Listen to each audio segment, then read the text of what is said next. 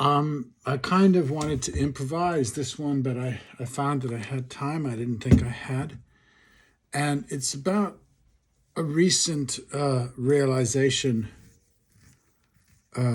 slow moving realization, or it moves from one part of the psyche to the next. So it's right up here now.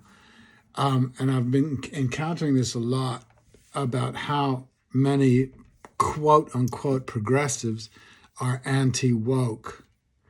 Now, you all have ideas in your head about what that means. I have ideas in my head about what that means. But I am, without doubt, unreservedly a woke person.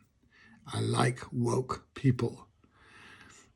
So when I hear people say, "Oh, wokeness," rah, rah, rah, rah, I just I think about things like this, and therefore we must banish them, these progressives, from the movement, or I must banish them from my acquaintance, or invent another word for progressivism. That is my proposition. Evidence. Tom Holland, a worthy adversary, imagines that the Battle of Little Bighorn involved brutality and heroism on both sides and is evidence of the great Christian progress, progressive. He finds this in the honorable behaviors of some whites and, in the barbarism of the Lakota. You see, they did it too. His take is the Enlightenment. The noble savage was being seen by the Christian and honored by General Crook, for instance. That the dark side of the Plains Indians is evidence of the revolution of Christ. Given the documented horrors of Christian history, this revelation is all they have left, and it is clung to desperately for obvious and almost understandable reasons. It allows for the genius of the original corrupted by the followers and seeing no corruptive tendency in the source. Perfectly Christian. The claim, no other human being ever said or thought what Jesus is said to have said and thought. The progressive fallback, their default, we invented goodness. I am speaking. The issue with wokeness is that wokeness keeps shouting back. The woke are supposed to hush and listen while we say into a quiet room our great wisdoms. Neither Tom nor I can speak for General George A. Crook. He found great sympathy for the rebellious tribes he was hired to fight, kill, and to drive west and to drive and to drive. He spoke to Crazy Horse, Standing Bear, Sitting Bull, and Geronimo, to name a few, and advised them all to surrender and go on to the reservation with a sadness, not a zeal as I read it. My take on Crook, by the way, compliments him more than Tom's. It is very rare for a Christian to see goodness of any value in anyone without Christ, just as many academics can rarely find intelligence in anyone who didn't go to certain universities. A terrible, terrible blindness. To Tom, Crook's behaviors and recorded feelings are evidence of his Christianity. To me, they are the opposite.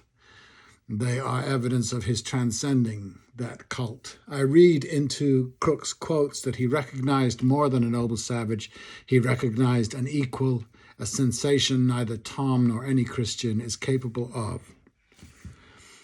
That is I think that he was obviously a soldier, nay, a warrior, a very, very Christian person who I think nevertheless, or let's say that creates a high standard of morality in him, perceived the same thing, and particularly in Crazy Horse and Sitting Bull. There is evidence of this. You can read up on it. I have read up on it, but I don't like doing long quotations. The chiefs he met were very, very religious men of their religion. Lordy, this might even have connected them more. We, for some reason, must believe that we invented it all. Understandable only in children. To stay in the Americas, Ben Franklin said, just by the by, that whites kidnapped by Indians and then recovered had a tendency to run off back to the tribe, and that Indians taken and whitified also preferred the native life.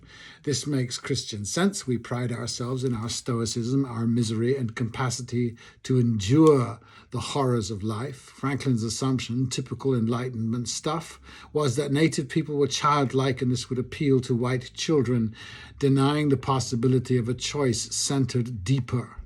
LOL. I hear this in so many progressive arguments. As at the often mentioned East-West debates, the speakers for the West always seem desperate to be acknowledged superior, that same Christian desperation. It really, really matters to them. I don't know that these debates happen in China. The veneration of free speech as the ultimate right is funny for a culture that can't shut up or listen. Perhaps this is the connection to the progressive anti-wokers. I'm speaking. I will have the last word. Yes, Western civilization did all that nasty stuff. Now applaud me for admitting it. I'm used to that sound, and let me tell you my ideas about reparations. Oh, hush. The problem with the Enlightenment, that great statement of the obvious, is that it is European shedding light on European imposed darkness. It is Ezra Pound and T.S. Eliot fighting in the captain's tower while calypso singers laugh at them and fishermen hold flowers, and imagining the fishermen as stupid and uncomprehending and childish, or worse, my point, needing to imagine so. We know and even admit there was light in ancient Greece, I'd say in Persia too, and the sacred groves of Druids. I have found much mystery and magic in those spots, but I'm not intending to copy the East and Western argument. I'm not going to advertise another way. I have my own hodgepodge I cannot share, and wish above all you'd stop sharing yours. Just stop needing your way to be the only and the righteous that you do think it is. So yeah, I imagine this, that the well-loaded progressives, the ones who read about it in books and universities and discussed it with, you're very well read, it's well known. With great lawyers, you've discussed lepers and crooks. That's right. That's the quote. That people like that, there's a cultural predisposition to be right. Let me tell you, I studied to be a manager. In other words, at 17 or 18, 22, 23, I was in a university that told me that you're the one who tells other people what to do. This is the great cultural Western predisposition. Let me tell you what to do. We have figured it all out. We have our sciences, we have our weapons, we have our psychiatries, we have our religion, we have our understanding and our philosophies and our enlightenments, etc. So we know. So if there's anything that's gone wrong, we will confess to that, and then we will put it right. We, right? So, and it seems to me that the impulse of woke is to say, you're still fucking committing genocide in Gaza. However you dress it up, that is what you were doing, right? Patriarchy still is a thing. Saying that you're the patriarch who's going to fix it doesn't fix it. It just continues it. And as I say, I've said often that I haven't been oppressed by this so-called wokeism or these great feminists that are now in high schools destroying male egos. It's just such a pathetic notion. I did think the other day, because I quote this popped up. There are many myths about Tiresias, the ancient Greek prophet, seer, shaman, whatever, and the one about the fact that he was turned into a woman for 20 years because he upset Hera by settling a dispute between she and Zeus when asked in love who has more pleasure in love, man or woman, and Tiresias at the age of 17, let's say, popped up and said, well, woman does. And Hera was so mad at this revelation, at this truth, that she turned him into a woman. So let's say Hera is the feminist high school teacher, and she turns him into a woman. So I'm going, and the point of the Greek story is that Tiresias does very well by this transformation.